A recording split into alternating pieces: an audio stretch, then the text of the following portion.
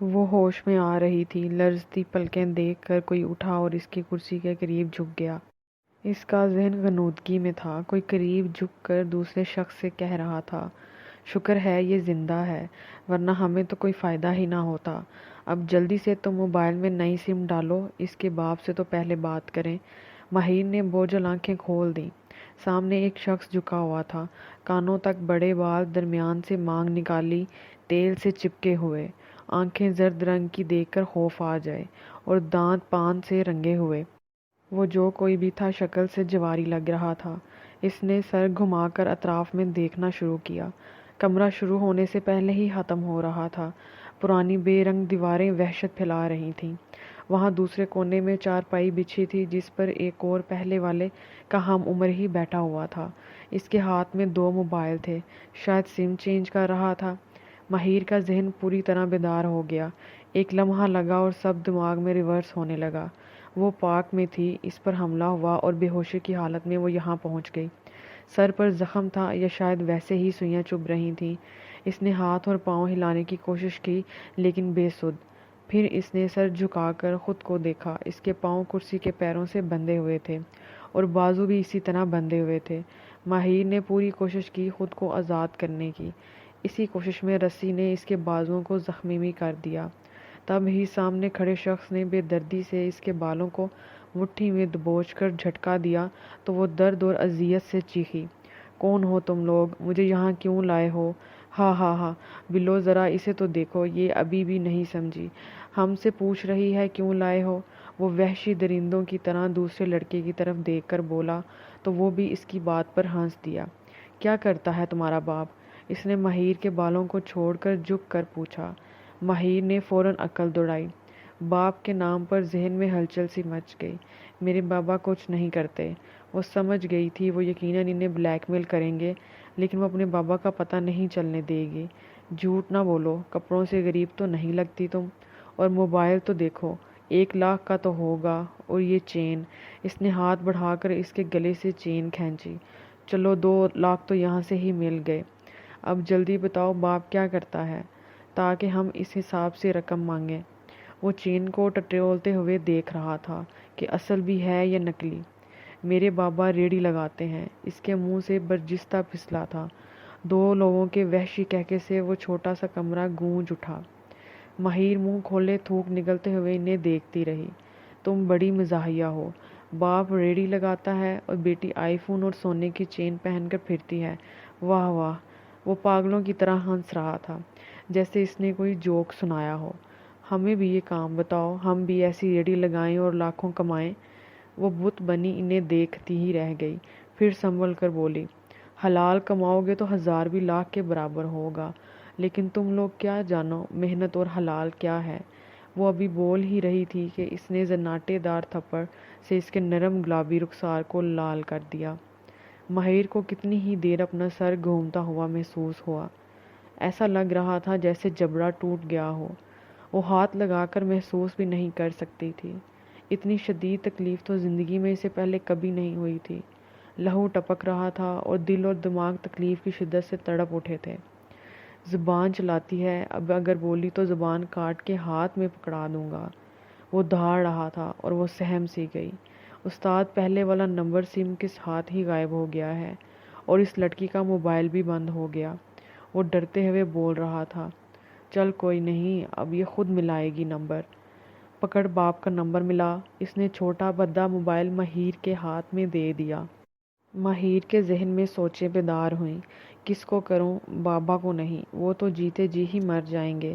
وہ نہیں جانتی تھی کہ یہ خبر اس کے گھر میں آگ کی طرح پھیل چکی ہے، اور وہاں سب اس آگ کے شعلوں میں جھلس رہے ہیں۔ عمیر بھائی کے پاس 3 سمیں تھیں اور وہ تینوں نمبر اسے زبانی یاد ہی نہیں تھے۔ دماغ میں جھماکا سا ہوا۔ وہ ایک شخص جو اپنا سا تھا، کیا وہ میری مدد کو آئے گا؟ ہو سکتا ہے آ جائے۔ وہ پولیس والا بھی ہے، ہاں وہ ہی تو میری مدد کر سکتا ہے۔ اس نے ذہن پر زور دیا، آنکھیں بند کر کے نمبر یاد کرنے کی کوشش کی، اور ساتھ ہی بٹن دباتی گئی۔ دل خوفناک حد تک دھڑک رہا تھا۔ وہ سب ایک ہی آفس میں بیٹھے اپنی اپنی سوچوں میں گم تھے۔ نظر سامنے ٹیبل پر جمی ہوئی تھی۔ ابتدا یوں ہی بیٹھا ماتھے پر 3 انگلیوں کو مسلسل پھیرتے ہوئے سگریٹ پہ سگریٹ سلگا رہا تھا۔ خالی پیٹ وہ کتنے ہی سگریٹ پی چکا تھا۔ سامنے بیٹھے 3 نوجوان اہلکار بھی اسکرین پر نظریں جمائے بیٹھے تھے۔ کسی وقت بھی کال آ سکتی تھی اور وہ ٹریس کرنے کو تیار تھے۔ سب کی توقع کے برعکس ارتضیٰ کا موبائل بجا۔ اس نے ٹراؤزر کی جیب سے نکال کر بغیر دیکھے کان سے لگا لیا اور اگلے ہی پل اچھل کر موبائل کی اسکرین کو دیکھا اور پھر فون اسپیکر پر ڈال دیا۔ وہ سب بھی سمجھ گئے تھے، فوراً الرٹ ہو گئے، نمبر نوٹ کیا اور اشارہ کیا کہ سر بات کو طویل کرنے کی کوشش کریں۔ دوسری طرف سے ہیلو ہیلو کی آواز آ رہی تھی۔ اے لڑکی، نمبر باپ کا ملایا ہے یا کسی اور کا؟ وہ ماہر کو دیکھ کر گرایا۔ بابا کا ہی ہے، وہ تھوک نکل کر بولی۔ ارتضیٰ نے محسوس کیا تھا اس کی آواز میں لرزش تھی۔ اس کا دل ڈوب کر ابھرا۔ حسان صاحب بھی بے چینی سے کھڑے ہو گئے۔ ارتضیٰ نے انہیں خاموش رہنے کا اشارہ کیا۔ وہ اتنی تکلیف میں تھے کہ یہ بھی نہ سوچ سکے کہ فون ان کے نہیں ارتضیٰ کے موبائل پر آیا ہے۔ ہیلو، کون بول رہا ہے؟ ارتضیٰ نے اپنی آواز کو لاغر محسوس کروانا چاہا تھا۔ تمہاری بیٹی ہمارے پاس ہے۔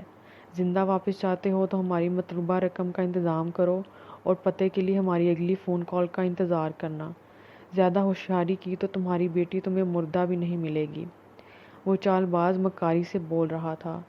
ارتضیٰ کا خون اس کی باتوں پر کھول اٹھا، لیکن وہ ایک چھوٹی سی غلطی بھی نہیں کرنا چاہتا تھا۔ اس نے اپنے جذبات پر قابو پایا۔ اسے ہاتھ بھی نہ لگانا۔ میں پیسوں کا انتظام کروں گا، بتاؤ کتنے چاہیے اور کہاں؟ وہ ہر لفظ ٹھہر کر سوچتے ہوئے بول رہا تھا۔ زیادہ شانے نہ بنو، ایک ہی بار بتا دوں، اتنا پاگل نہیں ہوں میں۔ ارے تھوڑا تم لوگ بھی ترسو۔ سنا ہے تم عزت داروں کے لیے بیٹیاں ہی سب کچھ ہوتی ہیں۔ چلو ہم بھی تو دیکھیں کتنی صداقت ہے اس بات میں۔ وحشی چہرے پر مکروہ ہنسی اور آنکھوں سے خباثت ٹپک رہی تھی۔ دوسری طرف ارتضیٰ کی کن پٹی کی رگیں ابھر آئیں۔ زور سے دیوار پر مکہ مارا اور پھر دانت پیس کر گرایا۔ اس کا بال بھی بیکا ہوا تو چھوڑوں گا نہیں تمہیں۔ پیسوں سے مطلب رکھو، عزت کو بیچ میں نہ گھسیٹو۔ وہ لفظ چبا چبا کر بول رہا تھا اور اسی بات کا فائدہ دوسری طرف اٹھایا گیا۔ ہا ہا ہا، تمہارا تڑپنا بنتا ہے، شاباش اور تڑپو، تو چیز بڑی ہے مست مست۔ وہ خبیث گنگناتا ہوا ماہر کے چہرے پر انگلی پھیرنے لگا۔ وہ خوف سے چلا اٹھی۔ Don't touch me, please don't touch me. اس کے آنسو خون کے ساتھ مکس ہو کر بہنے لگے اور دوسری طرف ارتضیٰ نے ضبط کے مارے سرخ چہرے کے ساتھ اپنے ہاتھوں سے بال نوچ لیے اور پھر فون اٹھا کر اسپیکر سے ہٹایا اور کان سے لگا لیا۔ حسان صاحب بھی بیٹی کی آواز سن کر تڑپ سے گئے۔ وہ وحشی درندہ ابھی بھی کچھ کہہ رہا تھا۔ بڑی حسین ہے، ستم تو یہ ہے کہ ہاتھوں پر مہندی بھی لگی ہے، جیسے نئی نویلی دلہن ہو۔ اب کون اسے دیکھ کر کافر نہ بنے۔ اس نے زمانی لہجے میں کہہ کر فون بند کر دیا اور سم نکال کر پھینک دی۔ پھر دونوں اپنے کارنامے پر دیر تک کہہ کے لگاتے رہے۔ یہ جتنا تم بول رہے تھے بیٹا، اس کا حساب دو گے، تم دیکھ لینا، تمہاری موت میرے ہی ہاتھوں لکھی ہے۔ ارتضیٰ چیخ رہا تھا لیکن فون بند ہو چکا تھا۔ سر کال ٹریس ہو چکی ہے، یہ ایڈریس ہے۔ ارتضیٰ نے جلدی سے دیکھا، وہ اسی شہر میں تھی اور اب ان دونوں کی موت قریب تھی۔ وہ حسان صاحب کو گھر جانے کا کہہ کر اپنی ٹیم کو ریڈی کر رہا تھا۔ مارچ میں ابھی موسم اتنا بدلا بھی نہیں تھا، لیکن پھر بھی وہ بغیر کچھ اوڑھے ٹراؤزر شرٹ میں ہی تھا۔ اپنی پسٹل کی میگزین بھری اور پھر 2 موبائل گاڑیاں آگے پیچھے ہی پولیس اسٹیشن سے باہر نکلیں۔ وقت کو رک جانا چاہیے تھا جب تک وہ وہاں نہ پہنچ جائیں، لیکن وقت رکتا ہی کب ہے؟ وہ تو بس ریت کی طرح ہاتھوں سے پھسل رہا تھا۔ کچھ بھی ہو جاتا اسے پرواہ نہیں تھی، لیکن وہ اسے کھونے کا حوصلہ نہیں رکھتا تھا۔ چاہے وہ کسی کے ساتھ بھی زندگی گزار لیتی، لیکن نظروں میں رہتی۔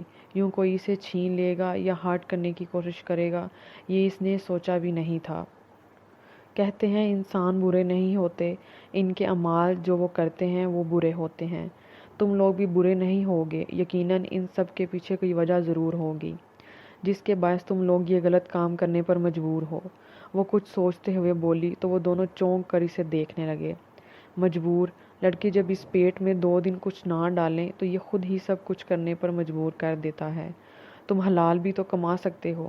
وہ بغیر ڈرے بولی تو وہ بھی ہنس دیا۔ جس کام میں محنت ہو وہی حلال ہوتا ہے۔ ہم بھی تمہیں بڑی محنت سے اٹھا کر یہاں لائے ہیں اور اب تمہارے باپ سے محنت کی کمائی وصول کریں گے۔ وہ چھت کو گھورتے ہوئے بول رہا تھا۔ اتنے پیسوں کا کیا کرو گے تم لوگ؟ جنت تو نہیں خرید سکتے نا۔ وہ مزید بولی تو وہ بھی اٹھ کر بیٹھ گیا۔ اتنے گناہ کیے ہیں کہ جنت کی طلب ہی نہیں رہی، یعنی خود بھی مانتے ہو کہ گناہ کر رہے ہو، تو پھر اللہ سے معافی کیوں نہیں مانگ لیتے؟ وہ انہیں الجھا رہی تھی، ایک آخری کوشش کہ شاید ہی ان کا دل نرم پڑ جائے۔ اللہ ہم جیسوں کو معاف نہیں کرتا۔ وہ افسردہ سا ہوا۔ غلط، ہم سب تو اللہ کے بندے ہیں، اور اللہ پاک ہمیں بہت پیار سے اپنی طرف بلاتا ہے، ہماری آخری سانس نکلنے تک ہمارا انتظام کرتا ہے۔ میرا بندہ پلٹ کر آئے گا تو میں معاف کر دوں گا۔ اگر ہم معافی مانگنے میں جلدی کر لیں تو وہ معاف کرنے میں دیر نہیں کرتا، کیونکہ وہ رحیم ہے اور وہ اپنے فضل سے اپنے بندوں کو جہنم کے بجائے جنت میں داخل کرنے پر بھی قادر ہے۔ لیکن ہم تو خود اپنی جانوں پر ظلم کرتے ہیں۔ تم رزق کی تلاش میں ہو، لیکن رزق تو اللہ کے ہاتھ میں ہے۔ تم اللہ سے مانگ کر تو دیکھو، وہ تمہیں تمہاری توقعات سے بھی زیادہ نوازے گا۔ لیکن افسوس تو اس بات کا ہے کہ تم لوگ رزق کی تلاش میں بھی نہیں ہو، تم لوگ تو صرف اپنے نفس کی خواہشات کے پیچھے بھاگ رہے ہو۔ وہ مسلسل بولے جا رہی تھی تو وہ فوراً گرایا، اپنی کتابی باتیں اپنے پاس رکھو، تم جانتی بھی نہیں ہو ہم تمہارے ساتھ کیا کرنے والے ہیں۔ وہ وحشت بھری نظروں سے اس کی طرف دیکھ رہا تھا، لیکن وہ تو کسی اور ہی دنیا میں پہنچی ہوئی تھی۔ تو اللہ تعالیٰ نے یہ بھی سچ فرمایا ہے کہ ہم نے ان کے دلوں پر اور کانوں پر مہر لگا دی اور آنکھوں پر گھٹا ٹوپ، پس نہ تو وہ سنتے ہیں اور نہ ہی دیکھتے ہیں۔ اور کون ہے جو اللہ کے سوا انہیں ہدایت دے؟ بے شک اللہ جسے چاہتا ہے ہدایت دیتا ہے۔ اس نے ایک زوردار تمانچہ مہیر کے منہ پر دے مارا، پھر زخمی شیر کی طرح دھاڑا۔ اتنا یقین ہے تو پھر اللہ نے تمہیں کیوں نہیں بچایا ہم سے؟ وہ درد کی پرواہ کیے بغیر اس جانور کی طرف دیکھتے ہوئے بولی، میری اپنی غلطی کی وجہ سے، اور شاید یہ تو مجھے سزا ملی ہے۔ میں نے اللہ کے بعد اپنی ماں کا حکم بھی نہیں مانا اور باہر نکل آئی، اور پھر اپنی حفاظت بھی اللہ کو نہیں سونپی۔ اللہ تعالیٰ نے تو آیت الکرسی کو ہماری حفاظت کے لیے نازل کیا تھا، ہتھیار کے طور پر۔ افسوس کہ میں آج پڑھنا بھول گئی اور اپنی غلطی کی وجہ سے مصیبت کا شکار بن گئی۔ وہ چپ ہوئی تو اس نے پھر کہکا لگایا، ہاں ہاں ہاں، اچھا تو پھر ابھی پڑھ لو اور خود کو ہم سے بچا لو۔ وہ دونوں پاگلوں کی طرح ہنسے۔ مہیر بھی انہیں دیکھ کر تھوڑا سا مسکرائی اور ہونٹ کا زخم مزید گہرا ہو گیا۔ لہو کا ذائقہ زبان سے لگ کر حلق کے اندر تک اترا۔ مجھے تو وہ اللہ بچا ہی لے گا، پر تم لوگ اللہ سے کون بچائے گا؟ جو لوگوں پر رحم نہیں کرتا، اللہ اس پر بھی رحم نہیں کرتا۔ اور ان دونوں کو ہنسی کو بریک لگ گئی۔ بلو، اٹھو، اس کے منہ پر ٹیپ چپکا دے، چک چک کر کے دماغ کی دہی بنا دی ہے اس لڑکی نے۔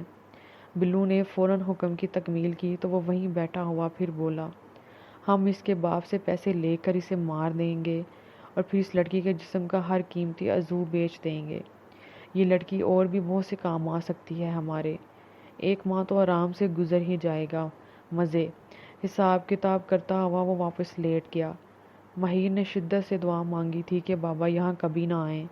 اس نے اپنے دل میں جھانکا، وہاں اللہ کی مدد کے سوا کسی کی طلب نہیں تھی۔ یہ وہ وقت تھا جب ماں باپ بھائی ماہم ارتضیٰ کو کوئی یاد نہیں آ رہا تھا، بس یاد تھا تو گناہوں کی معافی مانگنا۔ صرف اور صرف اللہ کی یاد دل کو سکون دے رہی تھی۔ وہ مانگ رہی تھی اپنے رب سے اچھی زندگی یا پھر اچھی موت، یہاں سے رہائی، بے شک تو ہی وسیلہ بنانے والا ہے۔